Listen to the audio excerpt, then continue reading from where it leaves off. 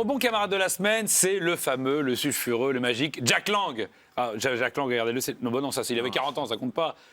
Non, il avait 50 ans, ça compte pas. Il avait que 60 ans, non, plus récent. Voilà, maintenant, il bouge pas, Jack Lang, il est merveilleux. Jack Lang, qui tout au long de sa carrière nous a fait montre d'une probité, surtout un homme pas showbiz, tu vois, pas le mec clinquant, soirée, machin, c'est l'homme du peuple, le mec qui a des convictions, qui a de la vraie vie.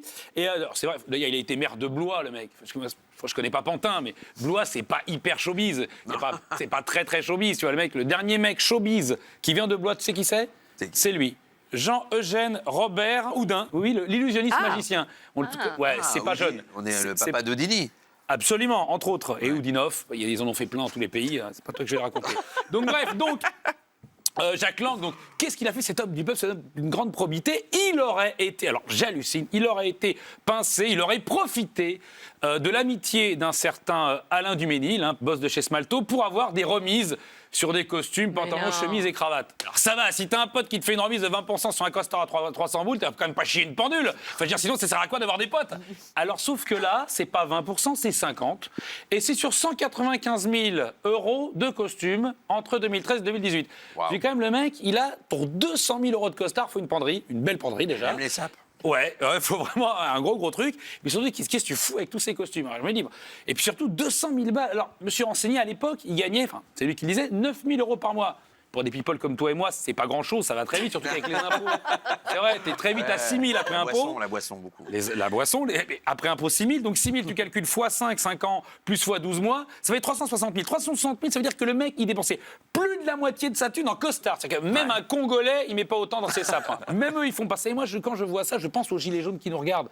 En replay, évidemment. En ce moment, ils ont autre chose à foutre. Ils sont en train de brûler une gendarmerie ou de péter un Sephora. Mais ou un Marionneau, ou un Patchoui. Enfin bref. Donc, si tu veux, ou éventuellement un radar. Mais je pense à eux. Tu vois, je me dis, mais l'autre, ce mec, quand même, il est sympa de donner 50% de remise. Alors, tu dis, les 50% qui restent, c'est lui qui les a payés aussi. C'est Alain Duménil.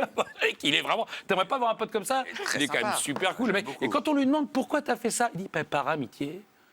Sans entendre rien en retour, comme le chantait si bien. Savoir aimer, sans rien attendre en retour. Oh, mais il chante bien aussi, dis donc. Et il connaît les paroles surtout. Voilà.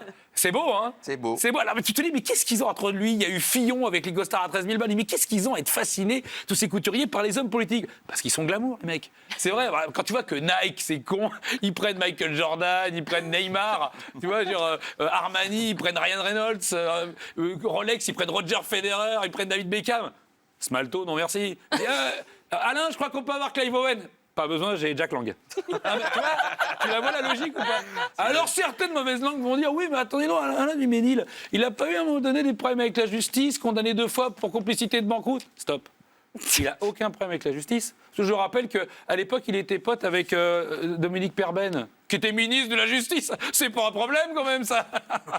Je n'appelle pas ça avoir un problème. Donc Jack Lang, en plus, ce qui est de mauvaise foi, c'est qu'il n'est pas toujours sur les costards, les machins. À une époque, il est même venu à l'Assemblée nationale, en tant qu'ancien maoïste, avec un petit col Mao tout simple. Regardez, rappelez-vous. Petit col Mao. C'est un col Mao à 500 balles, ça. Ouais, alors, presque, c'est un Thierry Mugler à 11 000. Mais c'est le geste qui compte. Et puis surtout, un mec qui pose les bonnes questions et qui a un vrai regard sur la société et qui pose cette question-là, regardez. Très franchement, entre nous, est-ce que vous trouvez vraiment que l'habit moyen masculin de l'homme occidental est si élégant que cela ?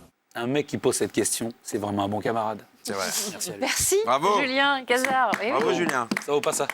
Si je t'applaudis pas, elles le feront pas, les fleurs. Écoutez, trompe-toi. Détrompe-toi, je les ai vus faire ça.